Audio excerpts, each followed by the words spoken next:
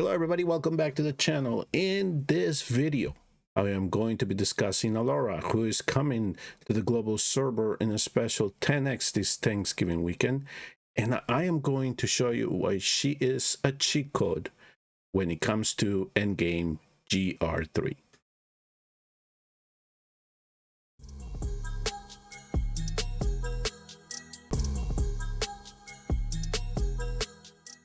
Alaura is a marksman that has dual faction designation. She is actually in the Watcher and Piercer faction. So you have many opportunities to pick up Lord to boost her stats depending on what you have in your account, right? So if you have the Watchers that are either Laya or Ion, you can boost her basic statistics for you.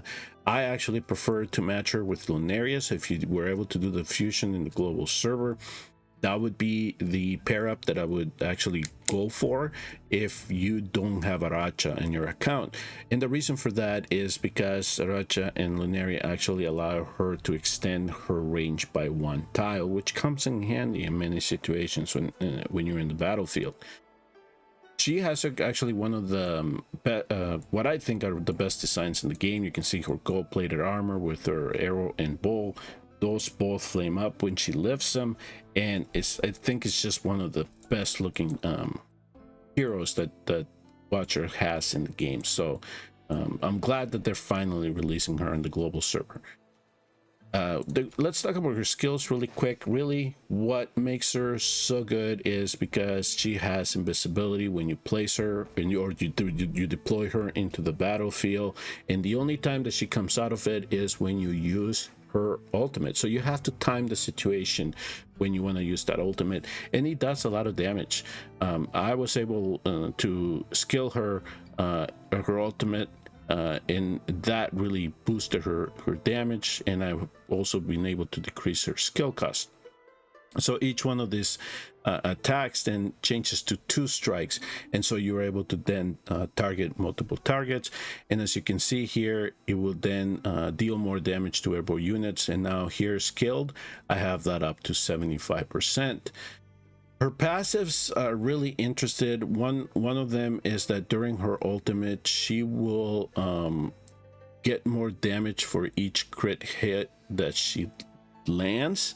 So you get 75% additional damage, especially to targets that are within 1.5 tiles of the initial target. So if there are 2 other ones that are right beside the target, she will actually do damage to all 3 of them. Guess where that comes in handy? The end game stages of GR3, and I'm going to show you that. And you can scale that damage up to 95%, to an additional 95% of her base. The other passive that I really like about her is that she already comes with crit rate and crit damage built into her. In this regard, she has 15% already crit rate on her if you don't have fully skill, but if you do at least get to the second one, now you have 20% to play with. So she already has 20%, and you only need to get 80% to fully get her crit rate when you build her. And then if you don't place anybody around her, she already comes in with an additional 25% crit damage, and you can scale that up to 15% more to top it off to 40%. And then of course the basic attacks just deals extra damage, 120% more damage, prioritizes airborne units, which comes in really handy, and you can scale that up by an additional 20%. Because of her invisibility and her priority on airborne units, she is actually a god. I really do think it's really tough to beat comps that are built with her in Guild War, because you can't target her, so you have to figure out other ways to get around it. She will not target your tanks or fighters if you actually place airborne units, so there are ways to kind of strategize around that, but there are very difficult teams to beat when Alaura is present. So that is one area of the game where she really is shining, and I can't show you any clips right now because we're in the planning phase as I'm recording this video. But she does excel phenomenally when it comes to GR3 and any other you know, campaign, basic trial, or anything where you are going to just make sure that she's doing damage and she's not being targeted. It's something that you can deploy and not even think about, unless you're using her ultimate. Then you really gotta protect her if at all possible. Her awakenings are phenomenal. The first one is it changes her build if you're able to awaken her once, because if you have a good bangle that has crit rate on it, you can use them. And if you have, especially if it has great critical damage, attack speed, attack bonus, substats, okay, because any excess crit rate once awakened will be converted to critical damage. So save those very good crit rate bangles if you actually are able to summon her. Her third awakening will actually give you the opportunity to gain more damage out of the critical hits that you are given to the enemy when she is in her invisibility state. So you're just going to increase that damage that you do to the initial targets and anything that is at around 1.5 tiles within her. So her fifth awakening will actually allow you to stack damage based on the critical hits that you do. So you stack 10% damage, then you do your ultimate. Once you do that and you recharge your ultimate, you can then again, with the critical hits, you can stack an additional damage, 10% damage, and your next ultimate is going to be a little bit more powerful, and you can do this up to 3 times in the battle. So for the examples that I'm going to show you, this is how I essentially went for her build. I gave her enough attack to get into the 11,000 attack range with 295 attack speed, 60% critical rate, 293% critical damage. Now do remember that I do have 20% crit rate already from the passive, so this adds to the 60%, so I'm actually at 80%, which is a very good range to be in, especially if you're trying to beat some content. So let me take you over to GR3. We're gonna do stage 19, and I'm gonna show you what she was so critical for me to be able to clear it the first time in this account. Okay, here we are on GR3 319, and so this is the first time that I actually decided to tackle it. Once I thought I had the gear necessary for me to be able to push the front, because that is really where I needed most of my effort to be. Alaura is going to help me with the right hand side. I'm going to deploy her and forget about it. That's it. That's essentially what that came down. So I just had to make sure that my units were geared well enough to be able to push the boss and not get bombed. That's essentially what it came down to. So in this clip here, what I'm actually settled in is that I'm bringing in 2 healers just in case I need them, but I'm bringing in Maul. I do have my Lord, so I'm boosting up Maul's. I'm going to boost up Maul's damages. I do have Dolores. She's going to be my inspiration booster as well. TON is a backup, but primarily I'm relying on Lunaria, Breen, and Idrils to push that front and make sure that I can beat that part of the game, because Alaura is going to take care of the right hand side fairly easily. So let me play the clip here. So as you're going to see, there's no power of dominance on this. So this is actually my first time clearing 319 in this account. So like I said, I'm actually going to depend on Idril and Lunaria to push the front for me. I am actually going to use Breen as a backup as well.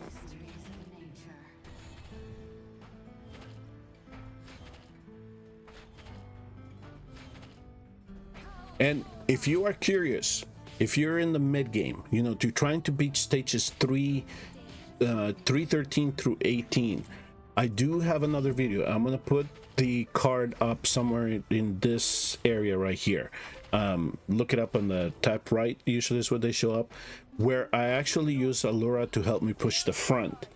But once you get to 19 to 21, she is going to help you with the right hand side. So as you can see here, I have already deployed Alaura.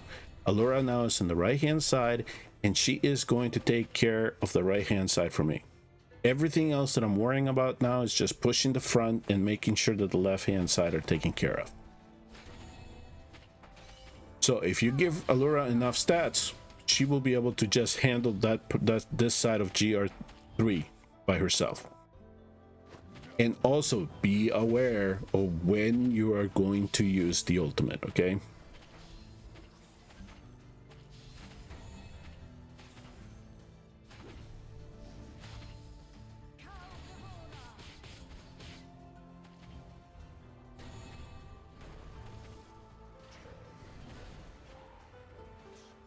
So again, I'm using Lunaria primarily because I like the damage that she does, especially here at the front, but also because she can extend the range of all the piercers that I bring into the battlefield. So that plays a very good role into this.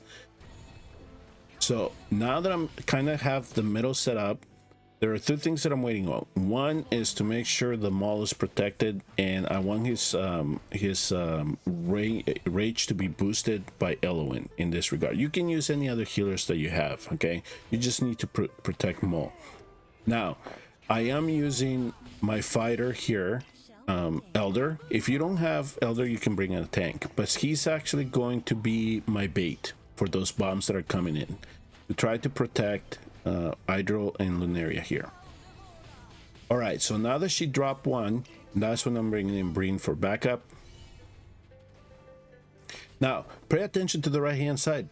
I'm not worrying too much about her. I just saw her take out that first octopus that came here from the side, and since they're not in range and they're just standing still, right? So they're not going to see her yet. I used her ultimate, and she took care of those 3 units just for herself, right?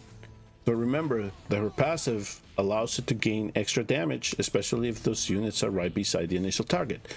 Very easy for her to handle those 3. That is done.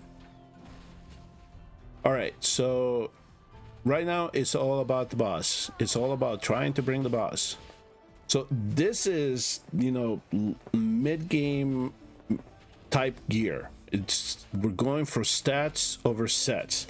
I wasn't worried too much about building sets. I just wanted to make sure that all my fighters were in the 11,000 attack range, that they had about 80% crit rate, and to bump up as much critical damage as possible so they can bring down this boss.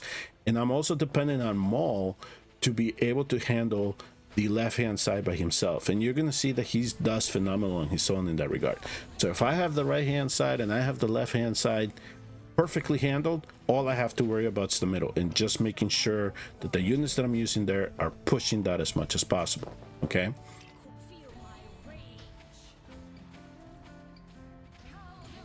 so kind of at this stage here, she's gonna kind of be done summoning those bombs. So I would, if you have a fighter that can tackle aerial units, this would be a perfect time to swap him out, try to bring that out. And this was actually a very close run for me, because right now it's just mutual death upon everybody here. You'll see this. So we all go down at the same time, but guess what? We beat the front. That was it. That's all I needed. Alaura take care of the right hand side for me, Maul the left hand side, and that was my first complete run for GR319. So you see how easy she makes it, how perfectly easy she makes it to beat these end game stages of GR3. That's why she's phenomenal when it comes to this particular facet of the game. Here, I just picked this stage just to kind of show you the ability that she has to give you to tackle some of these stages, especially the ones where you're going to have enemies that love to target platform heroes, okay? So here I'm in campaign hard 8-5. Just as a general stage, I didn't pick it for any reason. The only reason that I wanted this stage is because I know that there are units that love to target platform heroes. That's essentially what this stage is going to be. So when it comes to something like this, so we have these minions that drop down in the water, and when they come out as this big ugly bat types that have those piercers that they'll throw at you, and they love to target platform heroes here, right?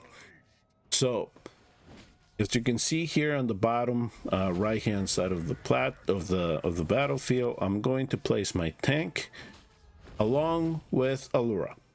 Now Alaura is in her visible state. Guess what? She's not being targeted. As long as I use that ultimate, she's just going to be there picking them off. Same thing is going to happen with this large octopus coming about. She is just going to pick them off. See if I can speed this up a little bit. So yeah, so I'm going to speed this up to 2. So I mean, you can just see this. They're not even targeting her. They can't see her. Doesn't matter. And if you build her well enough, you don't need the ultimate. You probably won't need the ultimate for some of these situations.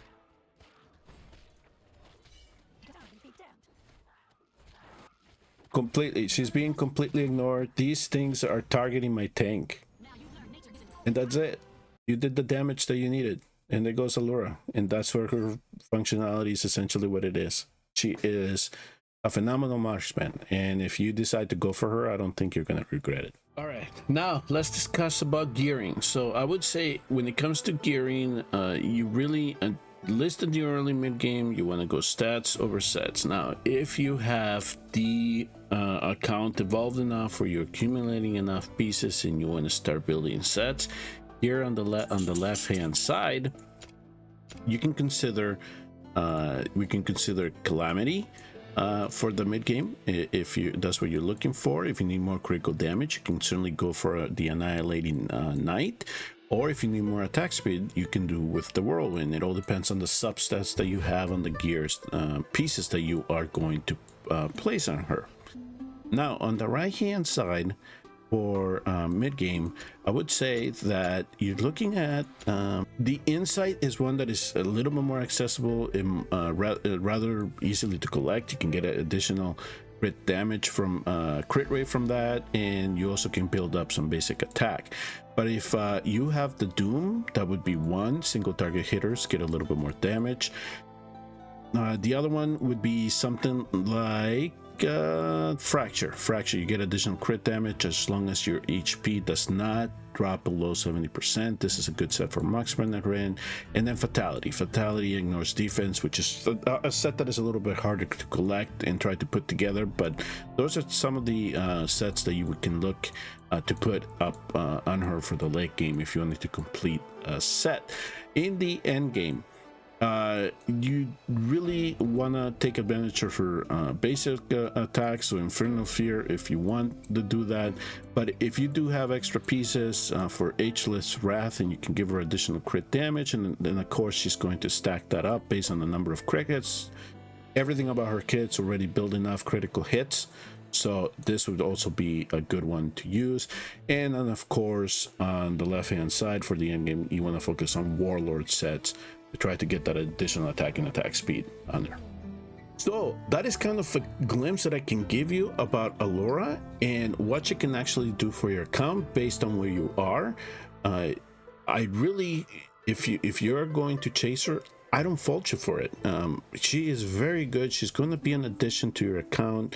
You're going to use her in certain situations, especially if you need a marksman that is not going to get targeted. I think there is a stage in the Void Rift where you have these mechanical aerial units, and they hit your tile and then you're gone, right? Then the tile is gone.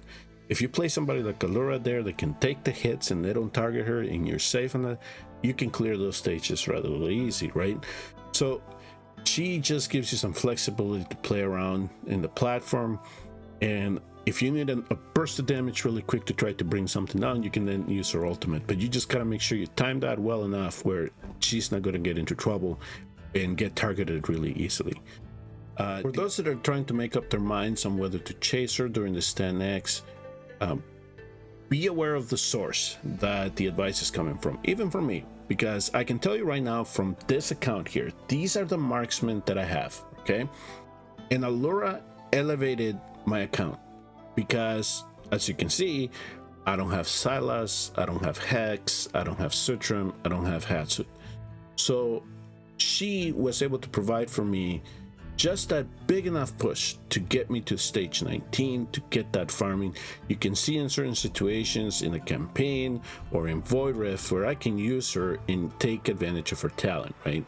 So she is not going to do damage that we see Sertram or Hatsu do. Okay, and when it comes to aerial arena, she will do very well there. You probably won't see her on the upper tiers of Overlord, but if you're just trying to collect rewards that are on platinum or trying to push into Overlord, she can come in handy for you.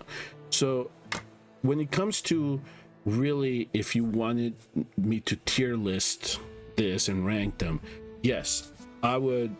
Hatsut, Silas, Sertram, those are the top three. I love those marksmen. But Alaura would be one of those that you'll debate heavily when it comes to comparing her to somebody like Hex, right? So you're gonna see her where she shines, Hex struggles, and where she struggles, Hex shines. So they're kind of interchangeable. So those are kind of the comparisons that I can give you as to how good she is as a legendary. I can tell you for GR3 she's gonna be phenomenal. There's no question about it. Unless you figure out a way to use your Sertrams and your Hatsuts and your Silases there. But she did enough for me to be able to push 319. Okay, and most likely if I stick with the roster as it is, it's just going to be geared to help me to push 320. Okay, because I know that if I place her on the right hand side, she'll be able to do that for me just as well as a Hatsu would have done.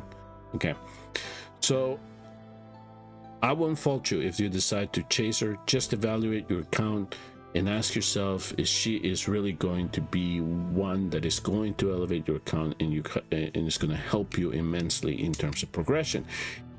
And if you're a collector, hey, get her. I mean, come on, look at the design. How can you pass this? All right. So if you decide to pull for her, I wish you the best of luck. And I do have to say this, because the person that helps me with the YouTube says, you gotta say it. We're on a mission to get 500 subscribers. So please, if you found this video helpful, please hit like and subscribe. And I will see you all next time on another Watch Our Roams video.